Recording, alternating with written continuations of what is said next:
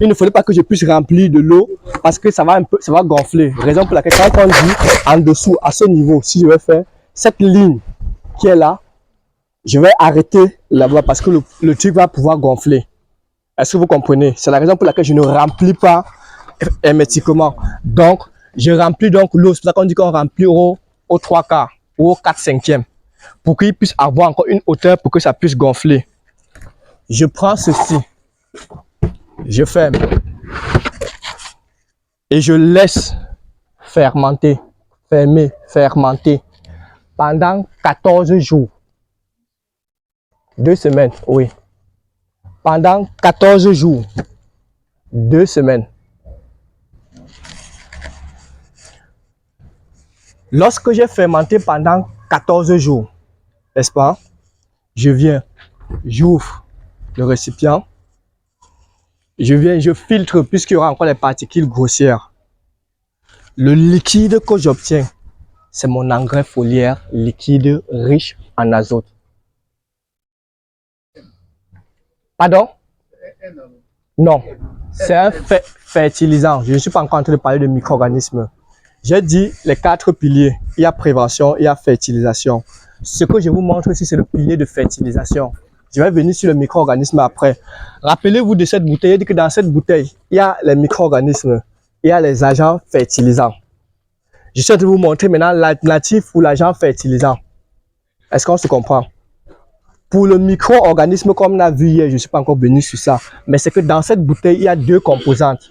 Il y a la composante fertilisation, il y a la composante prévention, c'est-à-dire micro-organisme. J'ai pris la composante fertilisation. Et la fertilisation qui m'intéressait, c'est les feuilles de marguerite qui renferment de l'azote. Comme ça renferme de l'azote, j'ai donc mis maintenant, je vous montre maintenant comment est-ce qu'on produit donc l'azote à partir des feuilles de marguerite. L'utilisation? Oui, je n'ai pas fini. Même sur les différentes, je vais venir sur l'utilisation. Donc, est-ce qu'on a compris?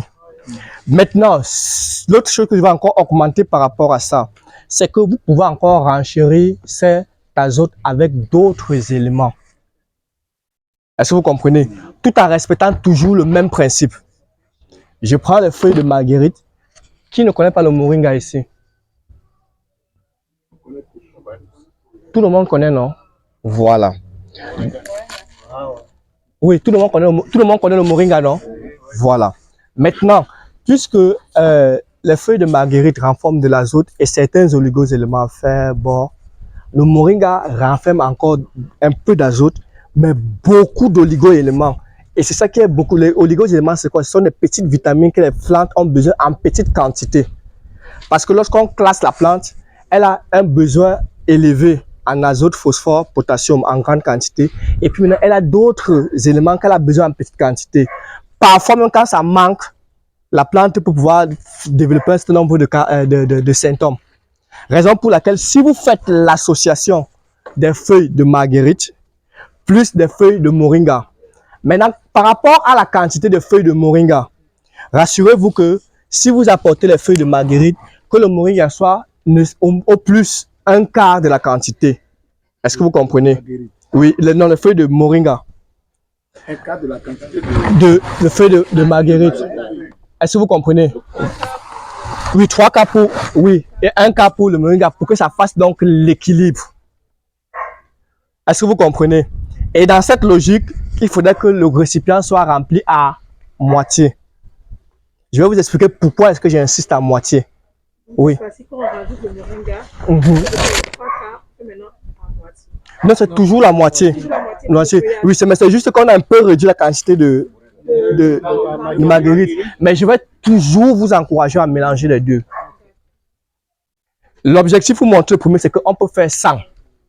Est-ce que vous comprenez? Mais si vous améliorez, si vous mélangez les deux, c'est encore meilleur. C'est compris? Voilà. Maintenant, lorsqu'on a fait fermenter pendant 14 jours, l'autre chose que je suis en train de vouloir dire, c'est quoi? C'est que une fois qu'on a déjà fait la fermentation pendant 14 jours et qu'on filtre, le composé peut rester même 2 ans. Il n'y a pas de souci. Pourvu que ça soit dans une bouteille, dans un bidon fermé. Même le temps de conservation, 2 ans. Donc, même après 2 ans, vous pouvez toujours utiliser si c'est toujours fermé. Oui. Monsieur, s'il vous plaît, les 2 semaines-là, Oui. ça se passe où? À l'ombre? Bien sûr, alors dans un endroit, quand je fais comme ça, vous voyez par exemple une salle, là je mets là-dedans et puis ça va, pas au soleil. Pas au soleil. Oui. Est-ce que vous voyez un peu? Vous mettez dans une salle, ou bien si vous êtes dans un champ, vous pouvez mettre sous un arbre. Voilà, un truc comme ça, oui, c'est bon. Il n'y a pas de souci. Maintenant, pour ce qui est donc de l'utilisation, c'est très simple. Pour pouvoir permettre à ce que les feuilles et les tiges puissent se développer, vous allez juste prendre 1 litre de la solution pour un pulvérisateur. Pardon, Emma, pardon, viens avec le pulvérisateur. Oui, pour un pulvérisateur de 16 litres, oui. Je vais revenir un peu en arrière. Oui. La solution mélangée avec le moringa, Oui. vous avez dit on remplit le récipient avec de l'eau à moitié. Vous avez dit avec de l'eau aux 3 quarts. oui. Bon, ce que j'ai pas compris. Regardez, la première des choses, c'est quoi? C'est que tu remplis les feuilles et les moringas à moitié. Maintenant, quand tu verses de l'eau, l'eau va déborder la moitié, non? Ça va aller jusqu'aux 3 quarts. En réalité, ce que je veux, c'est quoi? C'est que le produit va gonfler. Donc, il faudrait une certaine hauteur pour que même quand ça gonfle, ça ne puisse pas éjecter votre récipient. Est-ce que vous avez compris? Voilà. Quoi ça?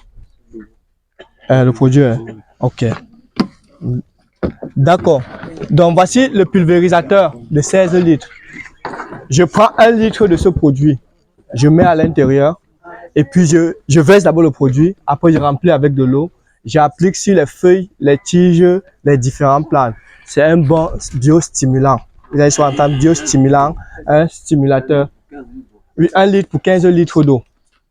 Vous pouvez appliquer sur toutes les cultures. Est-ce qu'on se comprend? Voilà. Maintenant, la seule chose que je vais vous interdire, c'est que ne faites jamais cette application quand la plante a déjà fleuri, qu'importe la plante. Pourquoi? Parce que avant la floraison, les plantes ont besoin d'azote pour développer leurs feuilles et tiges. On se comprend?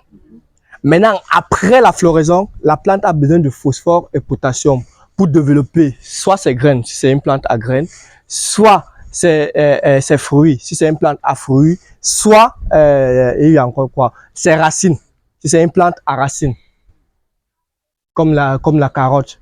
Est-ce qu'on se comprend? Ça a besoin du phosphore et du potassium. Est-ce qu'on se comprend jusqu'à là? Donc, je reviens, je dis que pour la fertilisation, les plantes ont 3 grands besoins: azote, phosphore et potassium. On se comprend?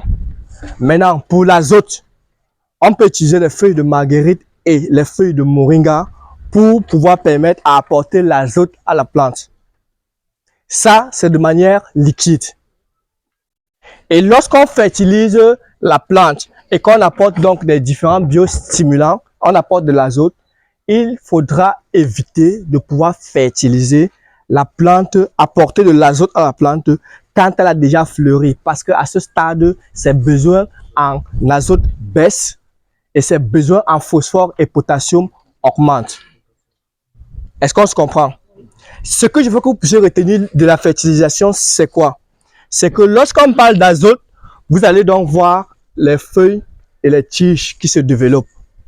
Lorsqu'on parle de phosphore et potassium, maintenant, pour obtenir le fruit, le grossissement du fruit, la formation du fruit, il y a le phosphore et potassium. Pour obtenir les graines d'arachide, il faut le phosphore et le potassium. Pour obtenir le piment, comme vous voyez là, il faut du phosphore et du potassium. Mais avant que le phosphore et le potassium soient en grande quantité, il faudrait d'abord qu'elle consomme de l'azote pour former ses feuilles et ses tiges. C'est la logique dans laquelle je suis en train de vous amener. Est-ce qu'on se comprend? C'est bon? Ok. Maintenant, oui. Oui. Oui.